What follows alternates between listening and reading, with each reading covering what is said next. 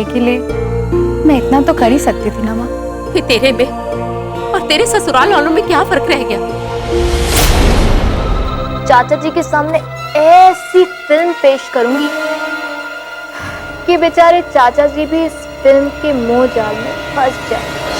सब काम छोड़ के जाने की बात कर रहे थे, तब मैंने ही उन्हें रोका था, कसम दिला के।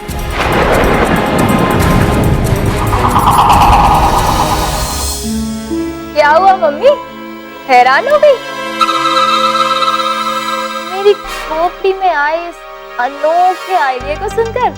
हैरान तो हूँ बेटी,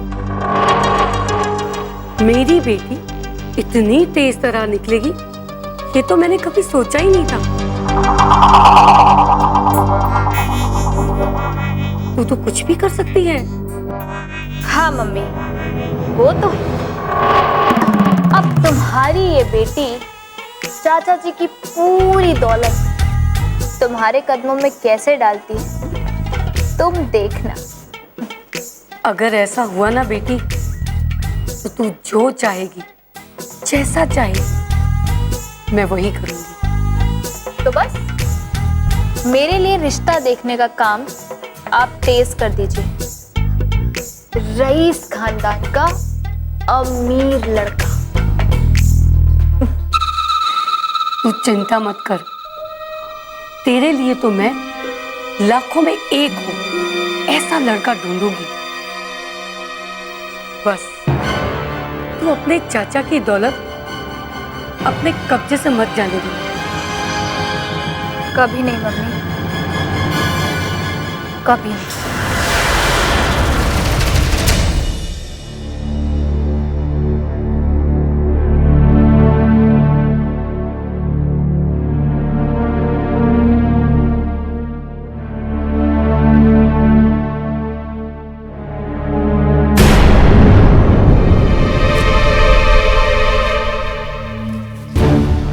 ये ले, ये क्या है माँ? ये इस मकान के कागजात हैं। मकान के कागज? किस लिए? तू इसे गिरवी रख के 2 लाख रुपए लिया और अपने ससुराल वालों को दे दे। मैं नहीं चाहती कि 2 लाख के लिए तेरी जिंदगी में कोई भूचाल है। माँ ये तुम कैसी बात कर रही हो? मैं ये घर गिरवी रख दूं? पापा का बनाया घर जो उन्होंने इतने प्यार से बनवाया था हम सबके लिए। लेकिन बेटा, ये घर तेरी खुशियों से बढ़कर नहीं है। तेरे पापा भी होते ना तो वो भी समझते। और फिर ये घर मैं बेच थोड़ी रही हूँ, गिरवी रख रहे हैं ना। जब हाथ में पैसे आएंगे छुड़ा लेंगे। नहीं, मैं किसी हालत में ये घर गिरवी नहीं रखूं।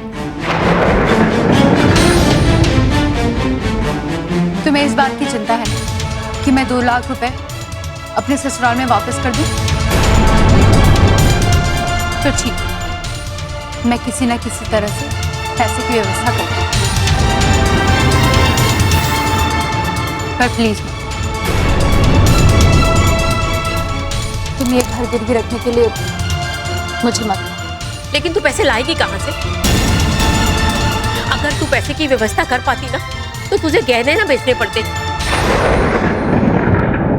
बेटा, तू जबरदस्ती की जिद कर रही है। तू भी जानती है कि 2 लाख का इंतजाम करना आसान नहीं है। मुझे कोशिश तो करने दो माँ। मैं अपने एनजीओ से बात करती हूँ और कुछ परिचित बिजनेसमैन भी हैं मेरे, उनसे भी बात करूंगी। कहीं ना कहीं से व्यवस्था कर लूंगी मैं। और नहीं कर पाई तो बोल, जवाब दे। माँ तुम क्यों जिद कर रही हो? मैं अपने ससुराल में सब संभाल लूंगी। देख, इनके साथ भी सब ठीक हो जाएगा। वहां कोई तकलीफ नहीं होगी मुझे। लेकिन मेरी तकलीफ कम नहीं होगी। ये 2 लाख रुपए के लिए वो तेरे ऊपर कीचड़ उछाले, हमारे बारे में क्या क्या सोचे, तुझे तकलीफ दे, ये मुझसे बर्दाश्त नहीं होगा। मैं तुम्हें 1 हफ्ते का समय देती हूँ। अगर पैसे की व्यवस्था हुई तो ठीक है, नहीं तो मैं खुद इस घर को गिरवी रख के 2 लाख रुपए तेरे ससुराल में देके आऊंगी। अब तू देख ले क्या करना है।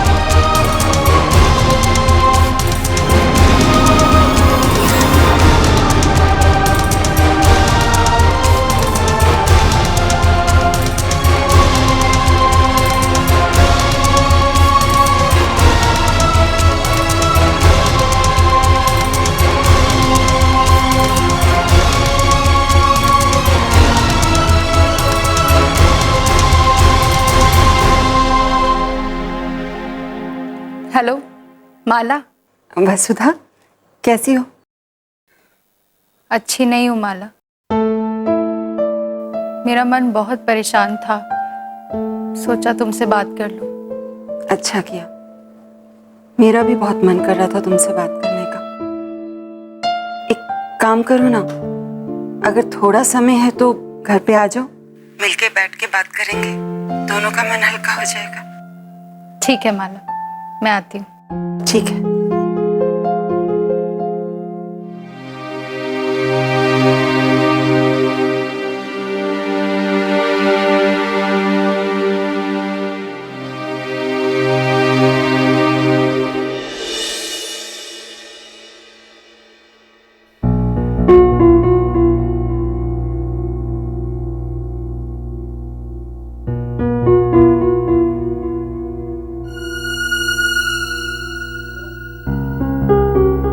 गुड, बड़ा इंटरेस्टिंग रेज्यूम है तुम्हारा। जो ठान लेती हो वो करके रहती हो। और तुम्हारा नाम भी काफी इंटरेस्टिंग है, Rasika. Thank you sir. Now come to the point. मैं तुम्हें इस ऑफिस में एज अ रिसेप्शनिस्ट जॉब दे रहा हूँ। Thank you so much sir. लेकिन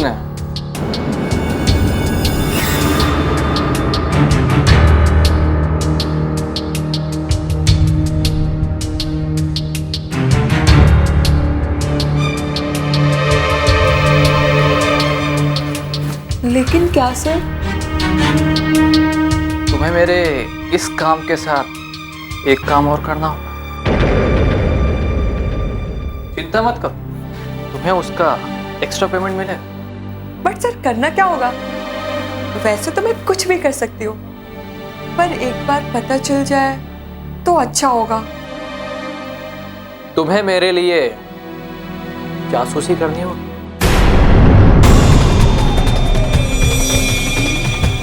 क्यों, घबरा गई तू? नहीं सर, बट जासूसी किसकी करनी होगी? बता तो।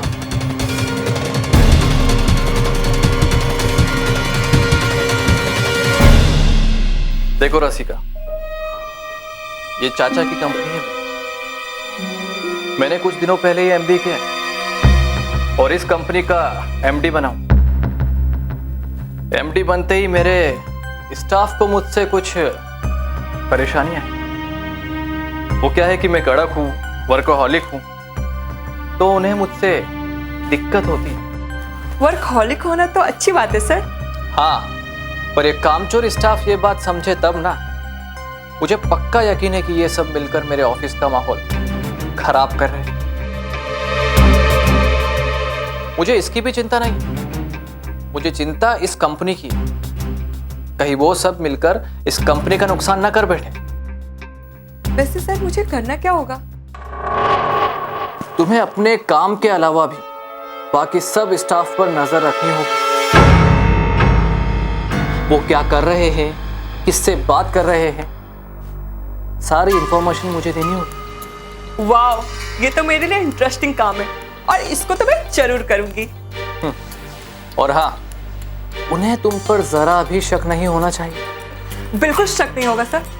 मैं उनके बीच ऐसे घुल मिल जाऊंगी जैसे दूध में शक्कर। Very good, smart girl.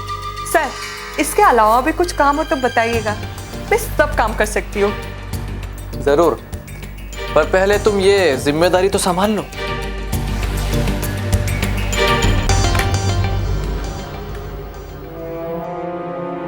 Sudhir, अंदर आना। तुम आज से और अभी से ही कंपनी ज्वाइन कर। Yes sir. सुधीर, ये है मिस रसिका जी, हेलो। हमारी कंपनी की नई रिसेप्शनिस्ट। इनका अपॉइंटमेंट लेटर तैयार करो। ये रही इनकी फाइल। जी सर।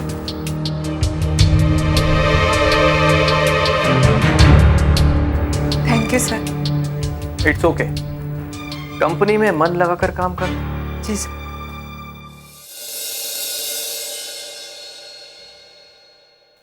अब मैं क्या करूं? शायद गलती मेरी ही थी। मुझे लगा कि माँ के दिए हुए जेवर मेरे अपने हैं, तो मैं उन्हें भेज भी सकती हूँ। मेरे दिमाग में सिर्फ भाई की फीस कैसे जमा हो यही ख्याल आ रहा था। तुम अपनी जगह सही थी वसुधा। हाँ, पर अगर तुम अपने पति की भी इसमें सहमति ले लेती तो ज्यादा अच्छा होता। हो सकता था वो कहीं और से पैसे की व्यवस्था करा देते। नहीं कराते माला। बैंक वालों ने मुझे लोन देने से क्यों मना किया, क्या मैं समझ नहीं रही थी। मैं जॉबलेस हूँ, ये बहाना बना दिया उन्होंने। क्यों? क्योंकि उन्हें कोई गारंटर नहीं मिला होगा। कंपनी मेरी गारंटर बन सकती थी माला, पर नहीं बनी। और फिर कुछ दिनों से हमारे बीच तनाव चल रहा था, इसलिए मैं उन्हें बताने के बारे में सोच भी नहीं पाई। तुमने कुछ गलत नहीं किया वसुधा। मुसीबत के समय में जेवर गहने सभी के काम आते हैं, तुम्हारे भी आए। हाँ, पर मेरे ससुराल में कोई ये बात समझे तब ना। वो सब तो मुझे मेरी ही गलती बताकर रोज रोज ताने मार रहे हैं। और तो और उन लोगों ने मेरी माँ को भी ये शिकायत कर दी कि मैं सारे गहने जेवर बेच दूंगी। तो तुमने समझाया नहीं माँ को? समझाया माना, पर माँ है कि समझना ही नहीं चाहती। उन्हें लगता है कि इन 2 लाख रुपयों की वजह से ससुराल में मेरा जीना हराम हो जाएगा। वो तो मेरी खुशियों को लेकर चिंतित है। माँ ऐसी ही होती है वसुधा। कुछ भी हो जाए वो अपने बच्चों की खुशियों के बारे में ही सोचेगी। वो गलत नहीं है। समझती हूँ माला, पर मैं भी क्या करूं? मैंने तो सब अच्छा समझ के ही किया था, पर इनको समझाऊं भी तो कैसे? ये तो इसी बात पर मुंह फुलाकर बैठे। कभी कभी परिस्थितियां इंसान से बहुत कुछ करवा देती हैं वसुधा।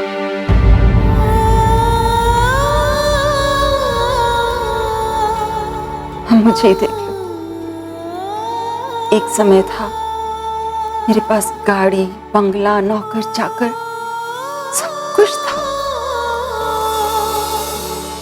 लेकिन वक्त ने एक ऐसा तमाचा मारा कुछ भी नहीं रहा। आज बच्चों के स्कूल की फीस देने तक के लिए पैसे नहीं हैं मेरे पास। माला, तो मुझे बताना था ना, मैं कुछ इंतजाम करती। हाँ, जैसे अपने भाई के लिए किया, खुद के जेवर ही बेच दिए। मैं जानती हूं तुम्हारा दिल बहुत बड़ा है, लेकिन जहां तक हो अपनी लड़ाई खुद लड़नी चाहिए। तुमने अपने भाई की फीस के लिए अपने कंगन बेचे, तो मैंने भी अपने बच्चों की फीस के लिए अपना बैंगल बेच दिया।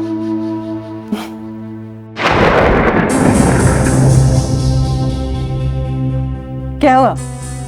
हैरान क्यों? तुमने अपनी बैंगल बेच दी? क्यों? फीस का इंतजाम तो कहीं और से भी। नहीं वसुधा, मेरे लिए बैंगल जरूरी नहीं था। मेरे लिए जरूरी थी मेरे बच्चों के चेहरे की खुशी, उनकी फीस, कॉपी, किताब, घर खर्च, इन सब के लिए पैसे तो चाहिए थे ना। पहले आप बताइए तो सही, ये वसुधा है कौन? वसुधा मेरे ऑफिस में पुरानी स्टाफ में थी।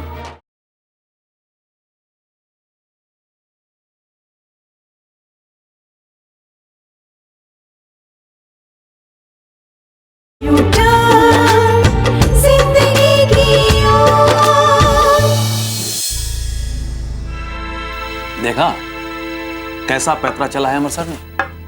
जब खुद से काम संभल नहीं रहा है तो मेरी सैलरी बढ़ाकर सारा काम मेरे सर पर लादने की कोशिश कर रहे हैं। जैसे मैं कोई ऑफिस स्टाफ नहीं, बोझा उठाने वाला गधा हूं, गधा।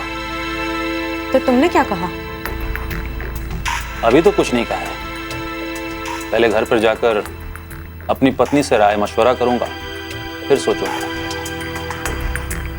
वैसे मेरा मन इस जगह पर काम करने के लिए बिल्कुल नहीं कर रहा है, चाहे वो मेरी सैलरी कितनी भी बढ़ा दे। मन तो मेरा भी नहीं है, फिर भी मैं काम नहीं छोड़ूंगी। और मैं तुम्हें भी यही कहूंगी कि काम छोड़ने के बारे में सोचो भी मत।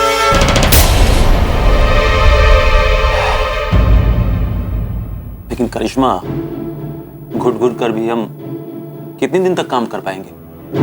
वैसे भी इस ऑफिस में स्टाफ की कमी है, सारा काम मेरे और तुम्हारे ऊपर है। अमर सर से तो कुछ होता है नहीं, सिर्फ बातें बड़ी बड़ी। ऐसे में कितने दिन तक? एक बात कहूं, बड़े सर आने तक हमें चुप रहना है। वो आएंगे, सब देखेंगे, फिर हम सोचेंगे क्या करना है हमें। और अगर हम में से किसी ने भी काम छोड़ा तो सारा ब्लेम वसुधा पर आएगा। अमर सर ये भी सोच सकते हैं कि वसुधा ने काम छोड़ा तो पीछे पीछे हमने भी काम छोड़ दिया। वसुधा ने ही भड़काया होगा हम लोगों को।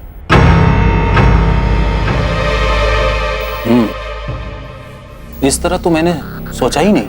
और वसुधा ने काम छोड़ते वक्त हमसे प्रॉमिस भी तो लिया था ना कि हम उसके पीछे से कंपनी संभालेंगे, जॉब नहीं छोड़ेंगे। तुम ठीक कह रही हो, मैं रुकता हूं, लेकिन सिर्फ बड़े सर के आने तक। एक बार बड़े सर आए, इस ऑफिस को देख ले, फिर मैं भी अपना डिसीजन ले लूंगा।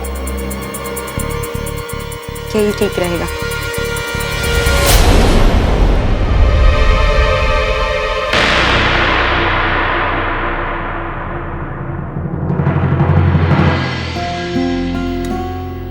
मे कमिंग सर?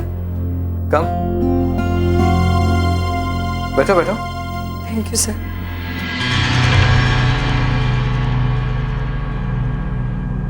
बोलो, कोई परेशानी? नो सर, मैं तो आपके लिए एक खबर लेके आई हूँ। खबर? भूल गए? आपने मुझे जासूसी का काम सौंपा था। इतनी जल्दी तुम खबर भी ले आई? हाँ, बहुत फास्ट हो तुम तो। वो तो मैं हूँ ही सर। मैंने कहा था ना कि एक बार जो काम करने के लिए ठान लेती हूँ उसके पीछे ही पड़ जाती हूँ। Good, impressive. बताओ, क्या खबर लेकर आई हो तुम? पहले आप मुझे बताइए कि ये वसुधा कौन है? क्यों, वसुधा से क्या काम है? पहले आप बताइए तो सही कि ये वसुधा है कौन?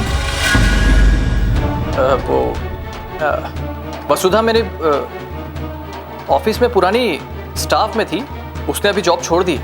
कैंटीन में सुधीर और करिश्मा इसी वसुधा को लेकर कुछ बातें कर रहे थे, शायद कुछ जॉब छोड़ने के सिलसिले में। और वो दोनों किसी बड़े सर के आने की भी बात कर रहे थे। सर, ये बड़े सर कौन है? मेरे चाचा जी, इस कंपनी के मालिक। ओ, ये बड़े सर के बारे में वो लोग क्या बात कर रहे थे? मैंने साफ साफ तो नहीं सुना, शायद उनके आने की बात कर रहे थे। उनके आने के बाद ही कुछ करेंगे, ऐसा कुछ। नाइस, बहुत अच्छे रसिका। अब तुम जाओ। Good work. ऐसे ही सब पर चौकस नजर बनाए रखना। Thank you sir.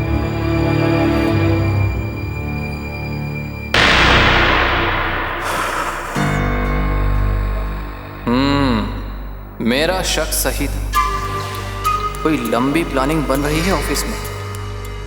वसुधा ही इन सबको सिखा पड़ा रही है। चाचा जी के आने के बाद ये लोग गुल खिलाने वाले हैं, लेकिन मैं ऐसा होने नहीं दूंगा।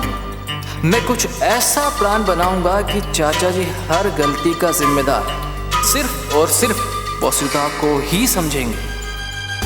ऑफिस में, घर में, हर जगह जितनी भी प्रॉब्लम्स हैं, उस सब की जिम्मेदार चाचा जी की नजरों में सिर्फ और सिर्फ वसुधा हो। वसुधा। हम मेरे पति को ही देख लो, उन्होंने कितनी गलतियां की है, पर मैंने हमेशा उनको माफ कर दिया।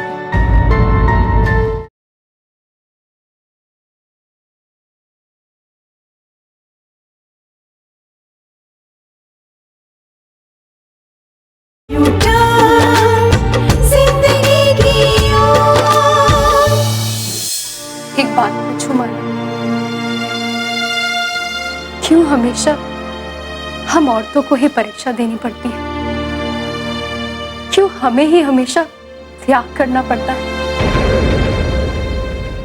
कर्तव्य निभाने की जिम्मेदारी क्या सिर्फ हम औरतों की ही है, मर्दों की नहीं? वो चाहे जैसे रहे, जो करे, सब ठीक है, और हम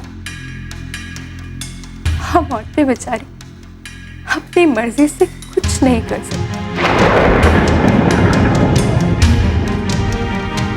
तुम्हारे पति तुम्हें छोड़कर विदेश चले गए, बच्चों के बारे में खबर भी नहीं लेते, तुम्हारे बारे में सोचते भी नहीं है।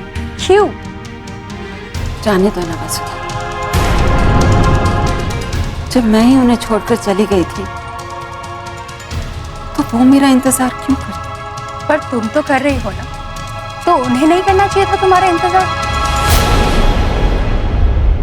दरअसल माधव, हम लड़कियों को बचपन से ही त्याग करने की शिक्षा दी जाती है, पर लड़कों को नहीं। हम मेरे पति को ही देख लो, उन्होंने कितनी गलतियां की है, पर मैंने हमेशा उनको माफ कर दिया।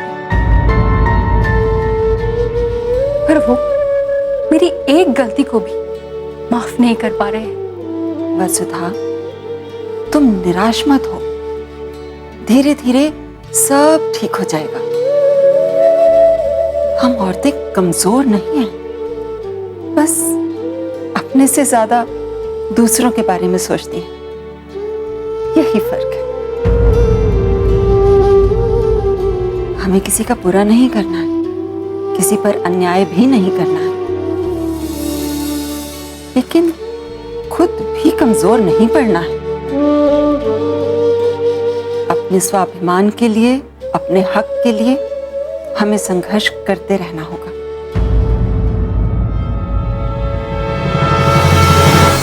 मैं अभी स्कूल पहुंचती हूँ। नहीं, अब स्कूल मत आइए। अब ऐसा करो, सीधा हॉस्पिटल आ जाओ, क्योंकि स्कूल ने चिराग को हॉस्पिटल भर्ती करवाया। न कुछ पूछा न जांचा, सीधे जाने को बोल दिया। कभी कभी पत्नी की बात भी मान लेना चाहिए। फिर तुम मित्तल हाउस क्यों नहीं चली जाती हो? तुम्हारे देवर हैं, देवरानी है, वो लोग इसका इंतजाम तो कर ही सकते हैं। कर तो सकती हूँ,